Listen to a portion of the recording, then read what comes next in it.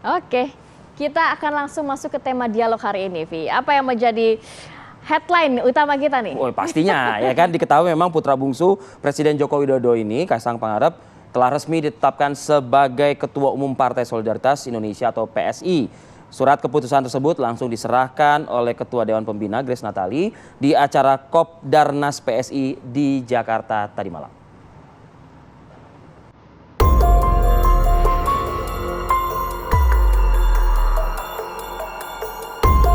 Putra bungsu Presiden Joko Widodo, Kaisang Pangarep, resmi ditetapkan sebagai Ketua Umum Partai Solidaritas Indonesia (PSI). Surat keputusan tersebut langsung diserahkan oleh Ketua Dewan Pembina Grace Natali di acara Kopdarnas PSI di Jakarta Teater, Jakarta Pusat, Senin malam. Kaisang diangkat sebagai Ketua Umum PSI 2 hari setelah dirinya menerima kartu tanda anggota PSI. Dalam pidato politik pertamanya sebagai Ketua Umum PSI, Kaisang mengaku keinginannya masuk politik terinspirasi oleh bapaknya sendiri, Presiden Jokowi. Kaisang juga mengajak relawan Jokowi yang belum terafiliasi partai untuk bergabung ke partai yang kini dipimpinnya. Dari Jakarta, tim TV One mengabarkan.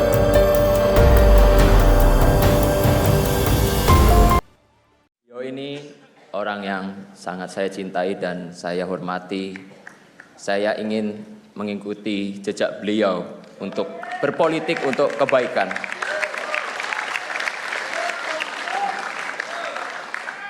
Kepada Bapak, saya ingin menyampaikan izin saya mau menempuh jalan saya, Pak.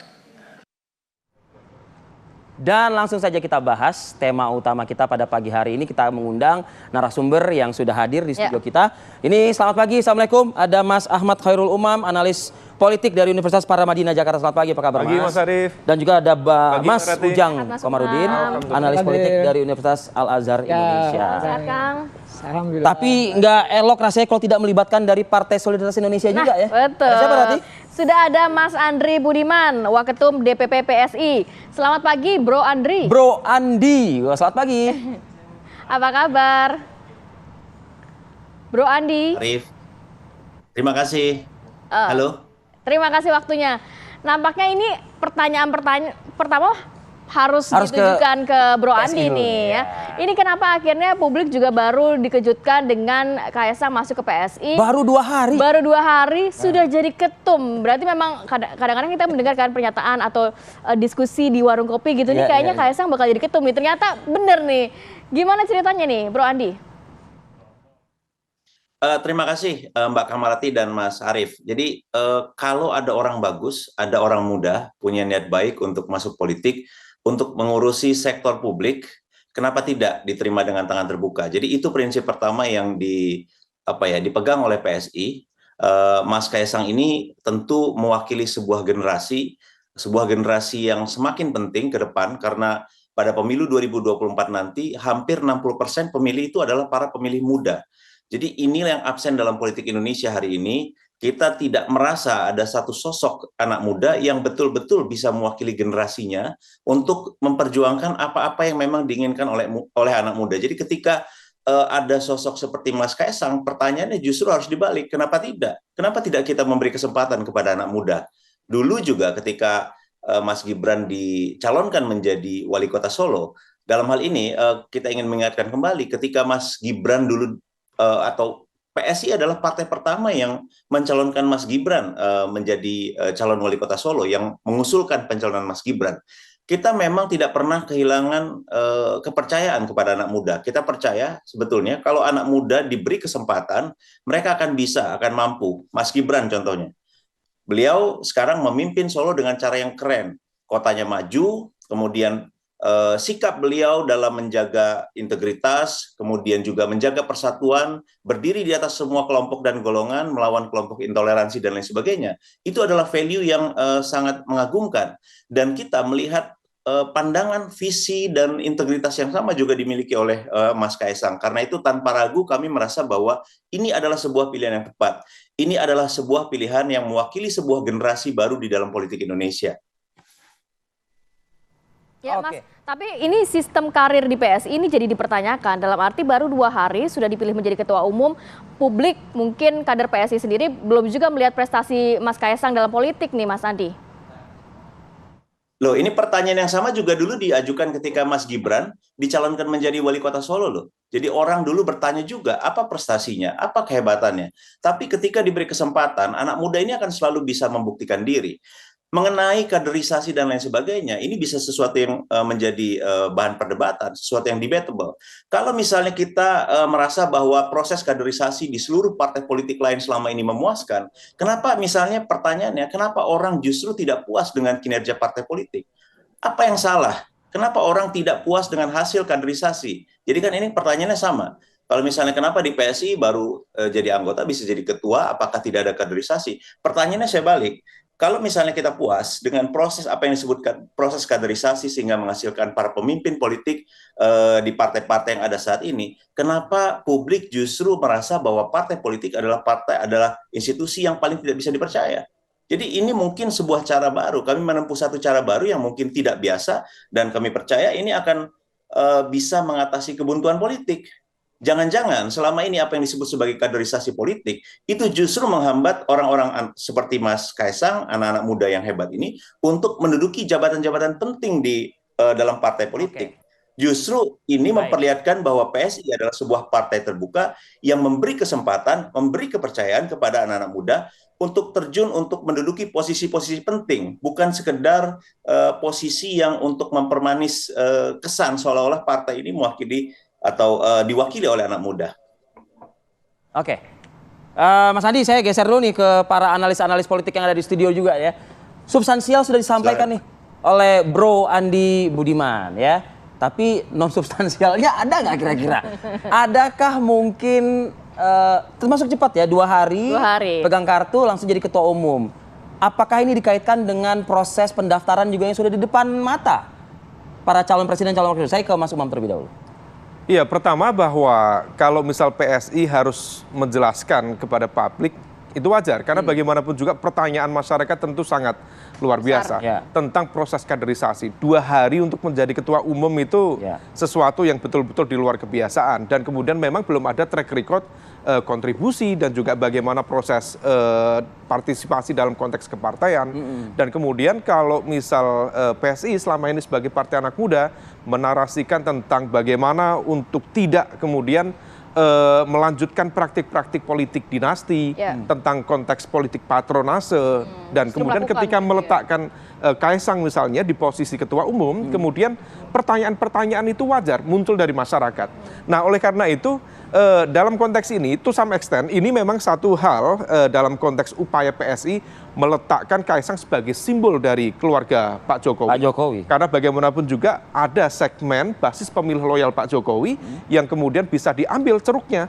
Sehingga kemudian ketika meletakkan Kaisang di sebagai posisi ketua umum, ini adalah sebuah kesempatan yang sangat terbuka bagi PSI untuk melakukan penetrasi lebih jauh, terutama pada segmen basis pemilih loyal Jokowi di Jawa, khususnya Jawa Tengah, lebih khusus lagi kalau misal dalam skup paling kecil adalah di wilayah Solo Raya. Maka kemudian di sini ada impact yang lain. Salah satunya adalah bagaimana kemudian misalnya terjadi satu kanibalisme elektoral, terutama dengan basis pemilih loyal PDIP. Yang kedua terkait dengan konteks bagaimana kemudian pola relasi antara keluarga Pak Jokowi dengan PDIP. Karena aturan ADART meningkatkan nilai tawarnya kepada partai PDI Perjuangan? Nilai tawar mungkin iya, tetapi di saat yang sama juga ini menegaskan ada sesuatu yang tidak baik-baik saja antara keluarga Pak Jokowi dengan PDIP. Karena aturan di ADART PDIP sangat clear. Di ADART nomor 25A menegaskan bahwa dalam konteks keluarga inti, memang tidak boleh ada aturan secara clear di sana untuk tidak berada, untuk berada di dalam satu partai, harus di dalam satu partai. Tidak boleh tapi kemudian keluarga inti di luar kan itu. hanya suami istri. Nah, itu yang kemudian mencoba untuk diperdebatkan, kemudian legal formalnya kakak sudah berbeda dan sebagainya. Tetapi spiritnya sangat clear disampaikan oleh Pak Jarod Saiful Hidayat.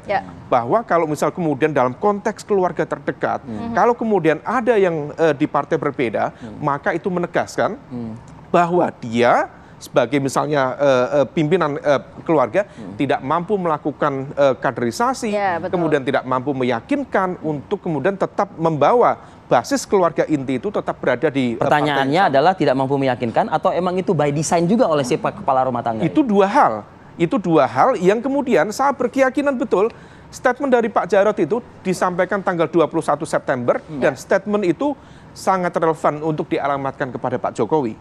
Nah, oleh karena itu ketika kemudian muncul realitas politik per hari ini, misalnya Kaisang kemudian secara sah, legal formal, ADART PSI pun juga tidak melarang ada ketua umum nanti yang bisa dituding oleh masyarakat, ini kok karbitan, ini kok jalan merah, gitu ya. ini kok privilege. Nah, itu secara ADART diperbolehkan sehingga legal formalnya tidak masalah. Tetapi ada sisi-sisi lain yang kemudian berpotensi memunculkan friksi dan juga benturan dalam konteks kanibalisme elektoral dan pola relasi antara keluarga Jokowi dengan PDIP itu sendiri. Saya mau dengar suaranya Mas Ujang, Mas. Kalau melihat ini apa dampaknya terhadap pemilu 2024? Banyak yang mengatakan bahwa ini menjadi kendaraan politik Pak Jokowi pasca pensiun nantinya. Ya sebenarnya terlalu kecil ya kalau PSI akan menjadi kendaraan Pak Jokowi. Pak Jokowi ini butuh perahu yang lebih besar. Oke lah, katakanlah kalau dalam politik itu kan tidak boleh menaruh telur di keranjang yang sama kan. Nah, dalam konteks ini saya melihat kalau Kaisang disimpan di PSI, maka Pak Jokowi akan mencari pelabuhan lain partai yang lebih besar. Dulu saya memiliki cerita ya, punya pengalaman dan dapat informasi Pak Jokowi ini kan dulu ingin ngambil PDIP, tapi nggak bisa. Dalam struktur ADART nggak bisa, bahwa bukan pemilihan di PDIP itu, tapi pengusulan nama dari bawah. Pasti namanya akan Ibu Mega terus. Tidak benar. Dalam konteks itu saya melihat, nah skema yang dimainkan Pak Jokowi ini tentu membuat PDIP juga gundah gulana. Pertama sudah saya jelaskan dari awal di TV One ya, dari lama, sejak 7 tahun yang lalu saya katakan hubungan Pak Jokowi dengan Bu Mega dengan PDIP kan naik turun, panas adem. Nah, Mas Umam sedang tidak baik-baik saja, betul. Nah, dalam konteks ini kalau bicara soal PSI, ya betul. Ini sebenarnya PSI ini partai jelmaan Jokowi, partai Pak Jokowi. Karena dia tegak lurus. Ya, dibina juga oleh Pak Jokowi. Jadi tidak aneh, tidak heran kalau Kaisang itu menjadi ketua umum PSI. Walaupun mohon maaf dalam konteks misalkan tadi alasan bahwa ya ADART boleh. Kedua juga kaderisasi itu juga ya kan harus diterabas. Jangan lupa juga kalau kita analogikan dengan Mas Gibran. Mas Gibran itu saya kritik habis-habisan juga ketika dia tidak lolos administrasi ya. Di PDIP nggak lolos loh dia sebagai calon wali kota, tapi diloloskan. Jangan lupa ini sebagai tragedi demokrasi juga menjadi catatan bagi PDIP bahwa sejatinya yang sebenarnya bicara kehebatan Kaisang saya menganggap biasa saja. Hebatnya itu karena memang anaknya Pak Presiden. Ya udah kalau misalnya biasa saja menurut Kang Ujang. Jadi apa ini desainnya, apa ini settingannya apa begitu? Pertama anak presiden. Yang kedua tadi labuhan. Kan Pak Jokowi kan butuh landing yang smart. Butuh landing yang yang baik lah dalam konteks smooth lah ya. Smooth. Kalau bahasa saya husnul khotimah. Nah, dalam konteks mau landing ini agak berdebar-debar ini. Banyak persoalan-persoalan yang selama katakan 9 tahun 10 tahun ini membuat masyarakat juga mohon maaf agak marah. Nah, oleh karena itu butuh backup politik. Makanya Pak Jokowi mohon maaf memainkan partai lain dalam tanda petik ikut cawe-cawe. Berarti ini dalam tanda petik juga dua kaki gitu. Ya saya melihat begini, bukan hanya dua kaki, main banyak kaki saya melihat. Tapi kalau dalam konteks Pilpres, kalau kandidatnya 3 misalkan ada poros Anies, Prabowo dan Ganjar, ya bisa jadi di 2 kaki ini. Nah, saya melihat bahwa konteks PSI menjadikan Kaisang sebagai ketua umum, ya tadi punya skema selain ingin mengamankan Pak Jokowi, tetapi Pak Jokowi juga ingin mengambil partai yang lain. Kalau saya melihatnya begitu. Baik, kita ke Mas Andi Budiman, tapi usai jeda pariwara berikut ya, Mas Andi ya. Kita nanti ke Anda lagi. Kami akan kembali satu lagi. Oke, kembali lagi di Apa Kabar Indonesia Pagi. Bro Andi, ini boleh ditanggapi pernyataan dari Mas Umam dan juga Kang Ujang. Ini juga dipertanyakan mengenai kaderisasi dari PSI. Tadi sudah dijawab oleh Mas Andi. Tapi juga ada yang beranggapan bahwa walaupun PSI belum mendeklarasikan dukungan kepada siapapun, tapi lebih banyak condong ke Prabowo Subianto. Ini dianggap jadi nampaknya ini salah satu strategi dari Pak Joko Widodo untuk berada di dua kaki nih. Dan PSI dijadikan. Dan PSI dijadikan. Bro Andi. Terima kasih, tapi saya rasa spekulasi itu terlalu jauh ya. Ini simpel aja. Misalnya disebut bahwa ini adalah sebuah karpet merah. Pertanyaannya bagaimana kita menyebut ini sebuah karpet merah? Apakah pilihan Mas Kaisang bergabung kepada partai yang suaranya 1,89%, bukan satu partai yang sudah mapan, bukan partai yang ada di parlemen ini disebut sebagai sebuah karpet merah? Bukankah sikap Mas Kaisang yang memilih PSI ini justru memperlihatkan satu gesture yang positif, bahwa yang bersangkutan ingin berjuang dari bawah, memulai sesuatu yang tidak instan, sesuatu yang mungkin jalannya nggak akan mudah. Tapi Mas Kaisang bersedia bergabung dengan PSI. Ini adalah sebuah pilihan yang perlu kita hargai, dan ini khas anak muda banget. Kita lihat bahwa anak muda memang biasanya dia menyukai tantangan, ingin memulai sesuatu yang baru, ingin berjuang dari bawah. Dan tadi juga sempat diputar ketika Mas Kaisang menyampaikan pesan kepada Pak Jokowi bahwa minta izin bahwa ini adalah jalan saya, dan ini adalah sesuatu yang sangat positif, sesuatu yang harus kita apresiasi. Jangan justru dianggap atau ditafsirkan dengan cara yang bermacam-macam, karena ini kalau misalnya kita memperlakukan anak muda dengan cara yang salah, maka ini akan membuat anak-anak muda yang lain akan semakin terdiscourage, akan semakin enggan, akan semakin pesimis untuk masuk ke dalam politik. Sesuatu yang baik ini harus kita dukung, harus kita apresiasi, dan kita lihat, kita tunggu prosesnya, hasilnya seperti apa. Sekali lagi, kalau kita lihat apa yang terjadi pada kasus Mas Gibran sebagai wali kota Solo, beliau sudah membuktikan bahwa mampu menjadi seorang wali kota yang hebat, salah satu wali kota yang paling menonjol saya kira di Indonesia saat ini. Nah, mari kita lihat, mari kita beri kesempatan sekarang kepada Mas Kaisang untuk memimpin PSI. Jadi sekali lagi, ini bukan sebuah jalan instan, ini bukan sebuah privilege, katakanlah begitu, tapi Mas Kaisang justru mengambil satu jalan yang dia yakini akan membuat dia bisa tumbuh, bisa berkembang sebagai seorang pribadi, sebagai seorang pemimpin politik, dan dia memilih PSI dalam hal ini karena punya visi yang sama, punya ide yang sama. Nah, kemudian menanggapi apa yang disebut oleh Mas Ujang tadi, bahwa ini adalah bagian dari skenario Pak Jokowi karena bermasalah dan lain sebagainya. Terbalik, Mas, justru bagaimana kita bisa melihat seorang presiden ini yang approval ratingnya sekarang ini 80%, hampir 80%. Ini adalah seorang presiden yang sukses, yang dicintai rakyatnya, dan kemudian bagaimana muncul tuduhan bahwa ini adalah cara untuk mempersiapkan diri kalau terjadi sesuatu. Enggak kok. Pak Jokowi itu populer, disukai oleh orang, approval ratingnya tinggi, berbagai hasil survei memperlihatkan approval ratingnya hampir 80 atau bahkan beberapa menyebut 80% ke atas. Jadi ini justru nggak ada kaitannya dengan itu semua yang dituduhkan, bahwa apa yang disebut sebagai bagian dari cawe-cawe Pak Jokowi. Itu hal yang wajar juga kalau misalnya Pak Jokowi ingin memastikan apa yang dia kerjakan selama ini 9 tahun terakhir, yang hasilnya kita rasakan semua ini akan dilanjutkan. Dan PSI sepakat dengan itu. PSI ingin itu dilanjutkan. Ngapain kita harus kembali ke belakang, memulai sesuatu yang baru, kalau misalnya apa yang sudah kita rasakan saat ini adalah sesuatu yang baik. Kita tidak bisa menutup mata. Ini bukan hanya pandangan kita. Di luar, negara-negara sahabat kita mengapresiasi apa yang terjadi di Indonesia. Indonesia adalah negara dengan pertumbuhan ekonomi yang mengagumkan, nomor 3 di dunia. Indonesia pertumbuhannya di bawah Pak Jokowi, silakan lihat, cek GDP kita bertumbuh berapa kali lipat di bawah kepemimpinan Pak Jokowi. Indonesia sangat dihormati oleh dunia internasional. Kita tidak bisa menutup mata atas fakta-fakta itu, dan karena itu, kita harus lanjutkan apa yang sudah dikerjakan oleh Pak Jokowi ini. Nah, untuk kontestasi 2024, siapa dari PSI yang bisa mungkin melanjutkan ini? Ganjar Pranowo kah atau Prabowo Subianto? Sekali lagi, Mas Kaisang tadi malam sudah bilang, belum ada satu keputusan final. Kita lihat saja, fokus PSI saat ini adalah lolos ke parlemen.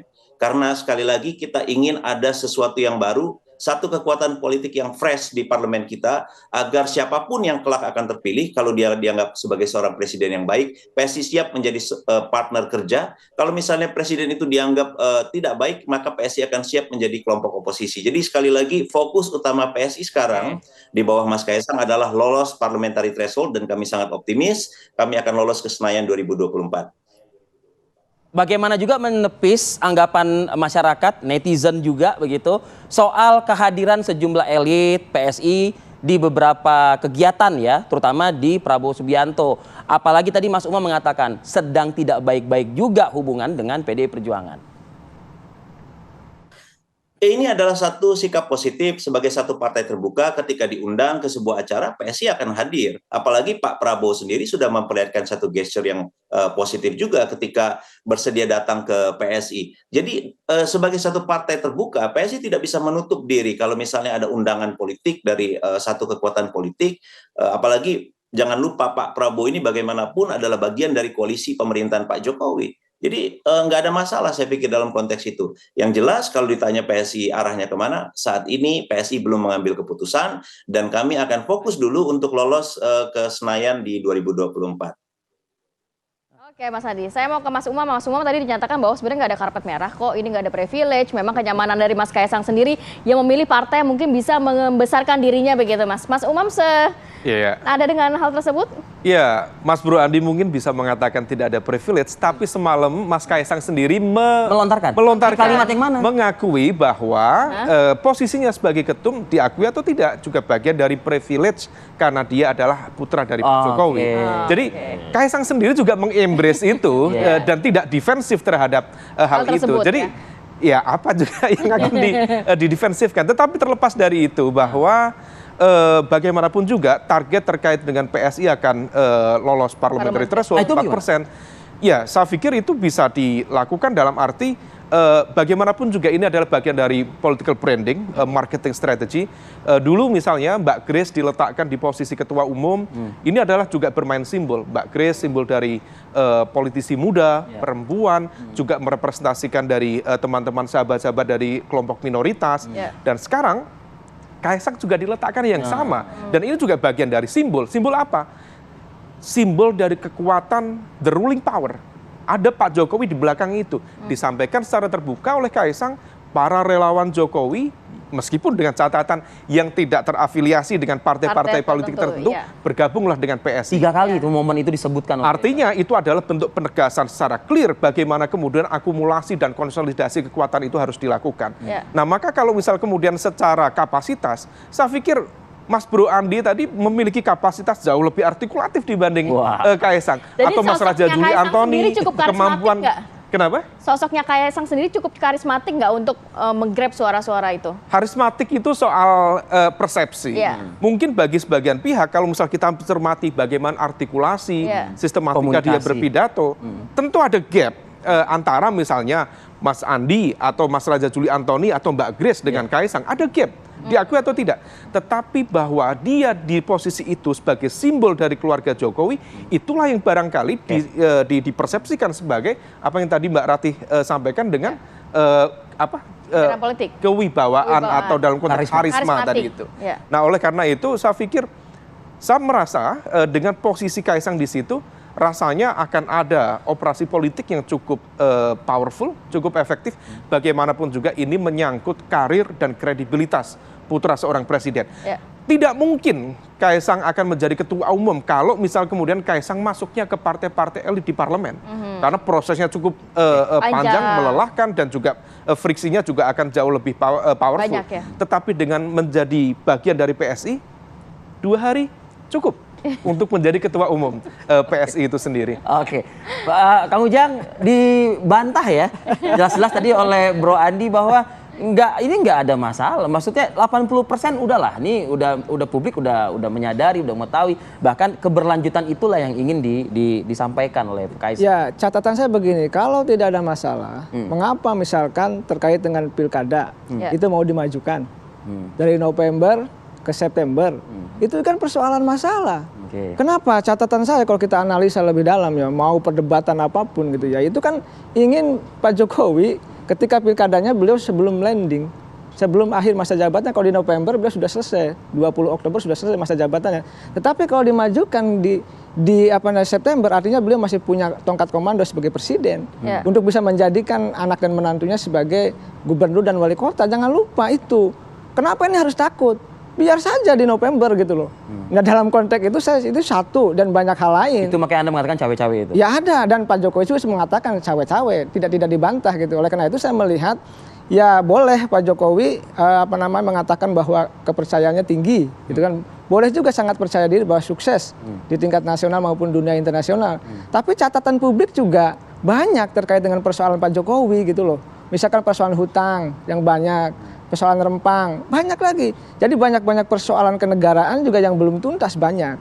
Oleh karena itu saya melihat ya ada nilai positif dari Pak Jokowi, tapi di sisi yang lain ada nilai-nilai yang minus, yang PR juga yang harus memang ditambal, dibenahi. Oleh karena itu saya selama 7 tahun terakhir konsisten dalam konteks mengkritisi pemerintahan di jalur yang objektif begitu. Jadi tidak mungkin orang itu bersih karena mohon maaf ya presiden pun bukan malaikat. Pasti juga ada unsur-unsur yang dia punya kesalahan, punya perencanaan, misalnya janji-janji yang tidak realistis. Sebagai ketua umum PSI ini, ya kalau saya melihat begini ya, tentu punya skema ya. Tadi Bang Umar mengatakan kalau skema, ya pasti bagaimanapun ketika landing itu sesuatunya harus berjalan dengan baik lah semuanya, smooth. Nah makanya ditempatkanlah nanti Bobi di mana, Kaisang di mana, Gibran di mana, Pak Jokowi di mana, udah pasti seperti itu skemanya. Saya sedikit ya minta durasi sedikit mungkin ke Bro Andi menjawab ini semua. Singkat saja Bro Andi, terakhir dari Anda. Ya, pertama dalam politik itu kita harus punya keberanian ya. Kalau kita memang puas dengan apa yang kita punya semua sekarang, dengan para pemimpin politik, pemimpin partai yang ada sekarang, maka ini seharusnya nggak jadi masalah. Tapi kenyataannya banyak orang apatis, pesimis dengan partai politik karena melihat para pemimpin politik yang ada sekarang. Nah, terpilihnya Mas Kaisang ini menandakan sesuatu atau sebuah simbol yang baru. Ada satu kekuatan, satu generasi baru yang masuk ke dalam politik kita, dan itu harus diapresiasi. Ini adalah sebuah keberanian dari anak muda dan keberanian juga dari PSI untuk menerima sesuatu yang baru. Kalau dulu misalnya kita ragu dengan Pak Jokowi, taruhlah ketika mencalonkan diri di Solo, mungkin kita tidak akan pernah mendapatkan seorang presiden hebat seperti Pak Jokowi. Atau keberanian yang sama diperlihatkan oleh masyarakat Jakarta dalam pilkada ketika mereka memilih sesuatu yang tidak normal. Bukan tokoh lama, mencoba sesuatu yang baru, dan akhirnya kita punya gubernur yang hebat yang menjelma menjadi seorang presiden yang hebat pula. Jadi di dalam politik yang sedang tidak normal saat ini butuh keberanian untuk mencoba sesuatu yang baru, dan jalan itulah yang sedang dijalankan oleh PSI, dan kami mohon restu semoga apa yang kami kerjakan ini diterima oleh masyarakat. Terima kasih. Oke, terima kasih Mas banyak Arief, Bro sedikit Andi. saja Mas Arief. Ya, singkat saja. Dalam beberapa hari terakhir ini muncul sejumlah link berita yang kembali mengingatkan kita apa yang disampaikan oleh Pak Jokowi tepatnya pada tanggal 20 Juli 2019. Pak Jokowi mengatakan apa? Anak saya tak ada yang tertarik politik. Dan per hari muncul ini lagi kemudian fakta-fakta politik berkata lain. Situasi inilah yang kemudian mencoba untuk dicermati bukan hanya oleh masyarakat yang lain, termasuk juga partai-partai politik yang merasa memiliki kedekatan dengan Pak Jokowi itu sendiri. Baik, terima kasih banyak. Terima kasih Mas Umam, Kang Ujang, terima kasih. Bro Andi, Budiman, terima kasih waktunya pagi ini. Sehat selalu semua. Assalamualaikum. Sehat selalu untuk Anda semua.